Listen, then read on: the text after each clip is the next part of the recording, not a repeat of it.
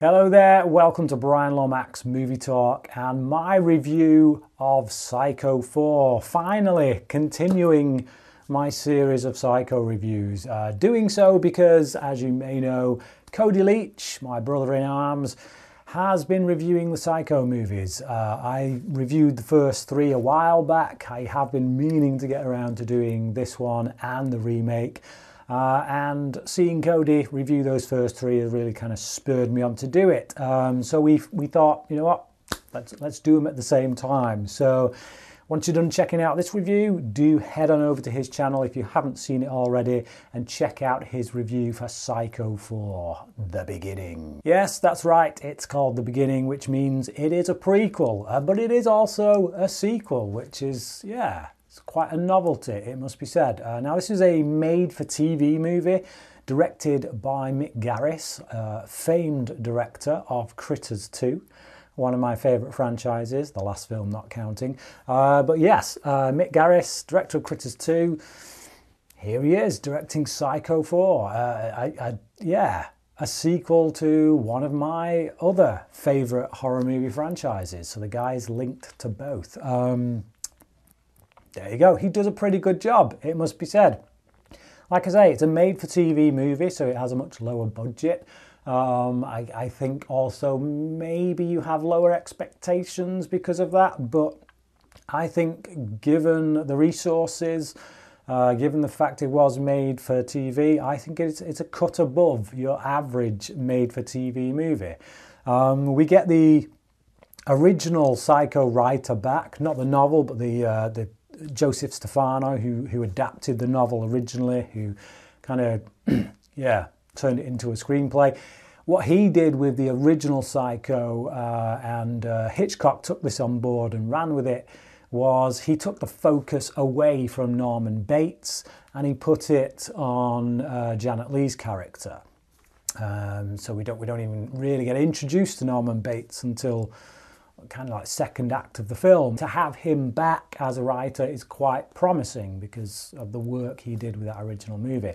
And I think he does a good job here as well. Now, obviously with this one, that the focus is all on Norman Bates. But the story is, I say story, it's more a kind of greatest hits selection of Norman Bates' life. Basically, in the present day, or as it was back in 1990 when this film came out, you've got Norman Bates phoning into a radio talk show. They're discussing matricide, people who've killed their mothers. And he phones in under the name of Ed, he doesn't want to give his real name away, and he says that he can give some insight for obvious reasons, and yeah, proceeds to tell them about his past crimes, ones that we've never seen before through watching the previous Psycho movies, and it all leads to really him telling us how he eventually killed his mother, Norma, and then took on her persona. So it's one of those films where I'm sure many people would say, I don't need that information, it's better with the mystery, it's better not knowing, and often I find that to be the case. It is often better not knowing.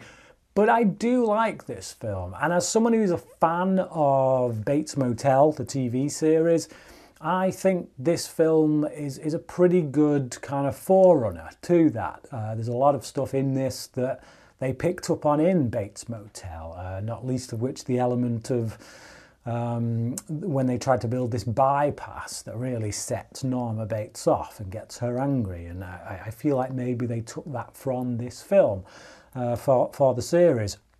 But Olivia Hussey plays Norma Bates. Now, I've only seen her previously in Black Christmas. She played a character I didn't particularly like, although I loved that film. I liked Black Christmas. And I think she's quite good here. Now, this comes a good 14 years after Black Christmas, 16 years, 14, I think. I can't remember. I can't remember the exact year, but either way, she's a bit older. She's considerably older here. in that film, she played someone who was determined to have an abortion, and in this film, she plays a psycho mother who really abuses her child. So she doesn't really have the best history of playing mothers on screen, it must be said. But there you go. I've only just realised that then. But no, she does all right.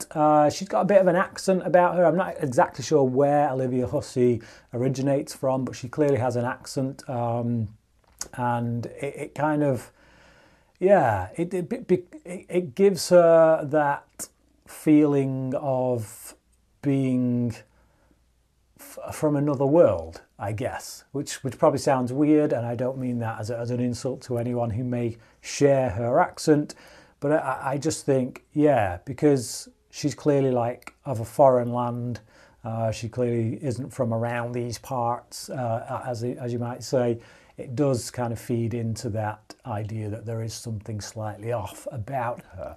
But no, I like her in the role. I think there are times where, and this is probably can be said for much of the film, there are times when melodrama starts to kick in.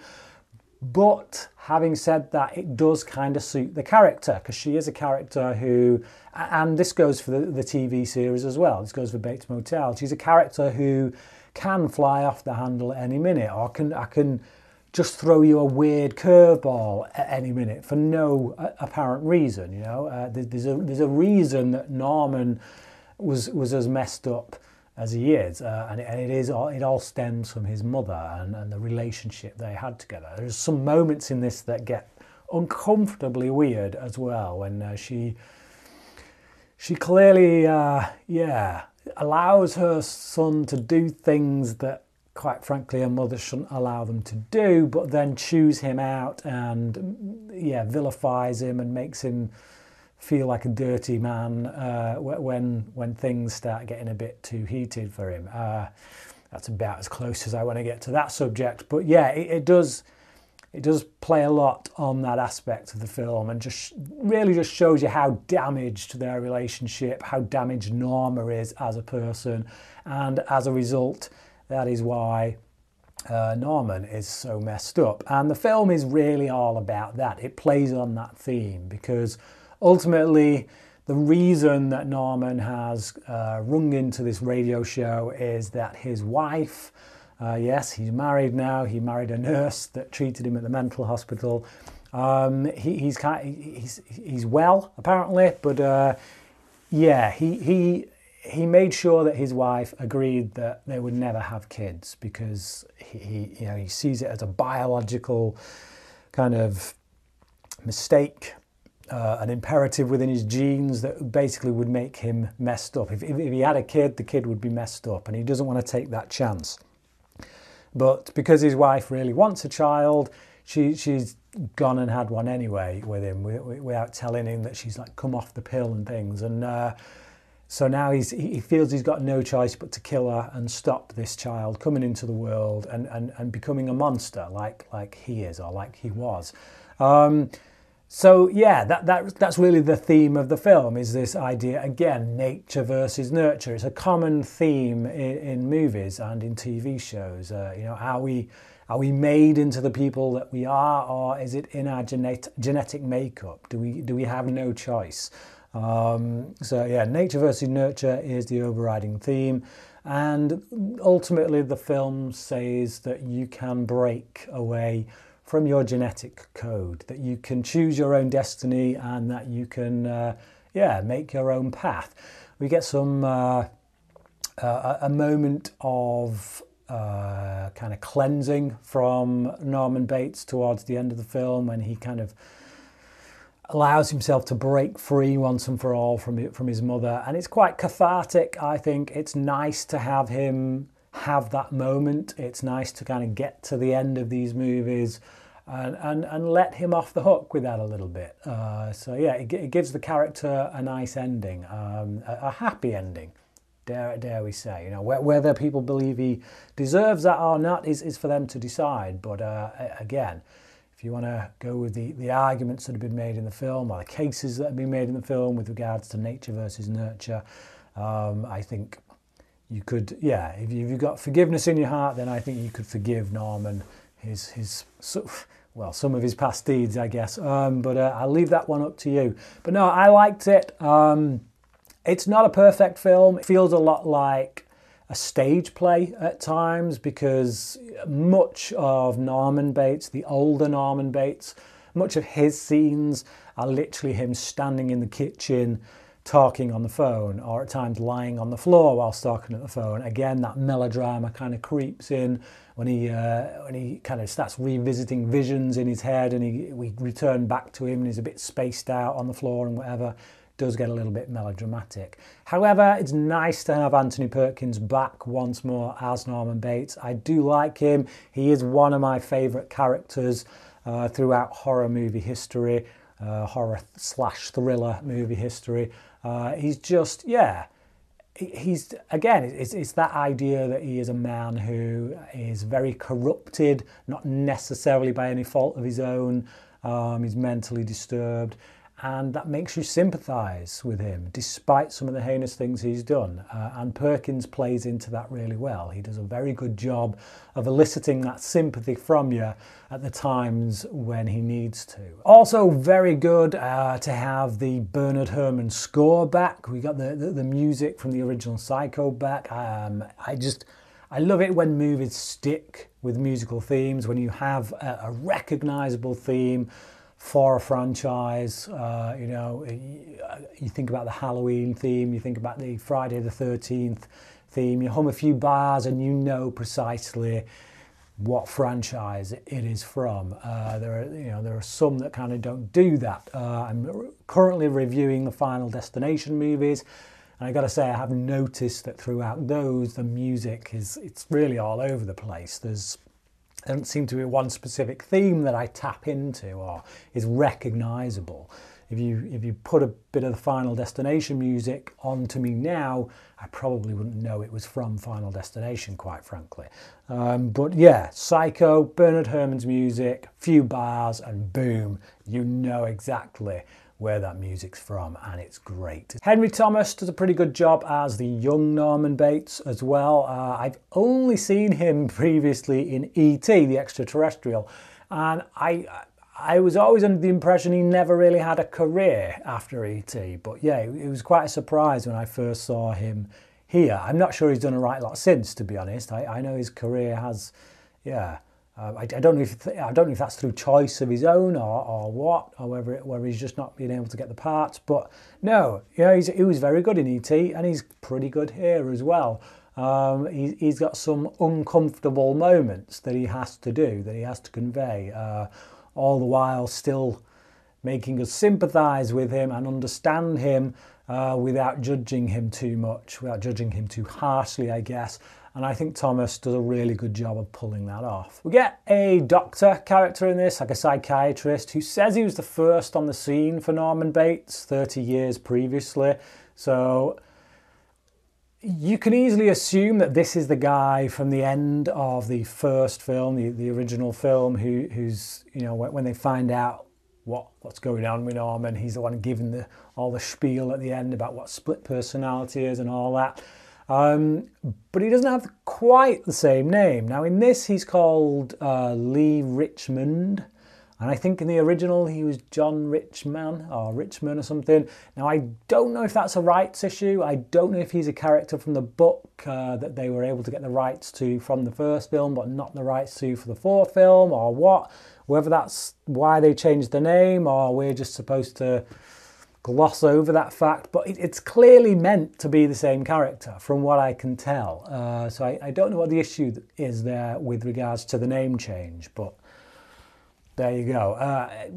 Bit of a continuity thing that might be a bit of a bugbear for anyone watching, but all I can say is, to me, it seems like this is supposed to be the same character, but yeah, there you go. This film does at times feel quite episodic. It feels like almost like an anthology film. You know, you see those horror movies that are made up of different stories.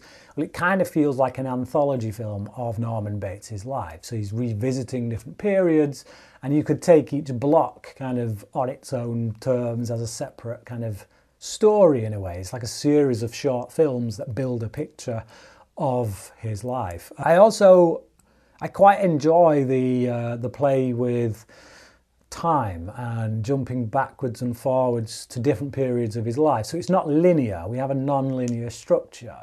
We not least of which we're going back to the past and then back to the present. But even when we go back to the past, we never see that in a linear way. So yeah, we get scenes where we see Norman's mother when she's died, and then after that we see her, how she gets killed. That comes after. The cinematography is okay in this. It's nothing to write home about. Again, like I say, TV budget and all that. But I think that Garris does quite enough with the camera to make it feel cinematic, more cinematic than it actually is. Like I say, a lot of it plays like a stage play. We're in like a couple of rooms just talking on the phone. So he has to find ways to make it visually interesting, and he does do that by moving the camera a lot. He does move the camera a lot. He does a lot of close-ups on the eyes, on mouths, things like that. So yeah, he does a good job under the restrictions of a TV budget. I've always kind of liked Cch Pounder as well. She plays the talk show host in this. I kind of been a bit of a fan of hers since X-Files. I'm a big X-Files fan, and she appeared in a lot of TV shows around that time, playing quite strong female characters, usually like people in some kind of position of authority. She brings that kind of authoritative personality here as well. I do think there are times though when the dialogue she's given is a bit wooden. There's not much that someone can do with some of the dialogue she's given. It's very kind of expository, should we say, expositional. But she, like I say, she still brings the same kind of class that she brings any other time to a role. Again, it's that melodrama. Sometimes the melodrama creeps in where you're trying to make things overly dramatic, but by the way that you get someone to say something, and I think that's there in the script, that's there in the direction, and unfortunately the actor has to play up to that and perform it. But she does a good job. But again, like I say, the script isn't as strong as that original Psycho film. But then again, you've got Mick Garris, director of Critters 2, directing, and not Alfred Hitchcock. No offence to Garris, I think he does fine work here. But like I say, it's Hitchcock, Mick Garris. I really liked this film. I think it's solid, really solid entry. I'd give it a 3 out of 5. Like I said, I don't think it's quite on the level of the others, but bearing in mind its TV roots, I think they do a pretty damn good job with it. And it's certainly better than a lot of sequels you find in other big horror franchises, that have gone on for many years. There's actually a story, there's character depth and development here. It has something to say, there's a reason behind it all. And for me, as I've said many times before, that wins out over just a hack and slash job with absolutely no point. Some people really don't like this film. It doesn't have a particularly good score on IMDb or Letterboxd. I personally feel it's unfair, and I think it probably comes down to a lot of people judging it by the standards of that original Alfred Hitchcock film, as well as the brilliant Psycho 2, although that has a pretty underrated score, to be honest, on both IMDb and Letterboxd. But I think because the first one's held up in such high regard, I think this one is kind of unfairly maligned, shall we say. But as I say, stack this up against a lot of Friday the 13th sequels, Halloween sequels, in which story was not paramount. Then yeah, I think it's a pretty good slasher sequel, and it does have some pretty decent kills as well. Some pretty tense ones too. Some that look like they're going to end quickly, but then kind of go on a bit longer. So yeah. But there you go, 3 out of 5 from me. What about you? Have you seen Psycho 4, the beginning? And if so, what did you think about it? Also, don't forget, as I said, to go over and check out Cody Leach's review of this film, if you've not seen it already. Leave your comments down below. Thanks for watching, and until next time, cracking.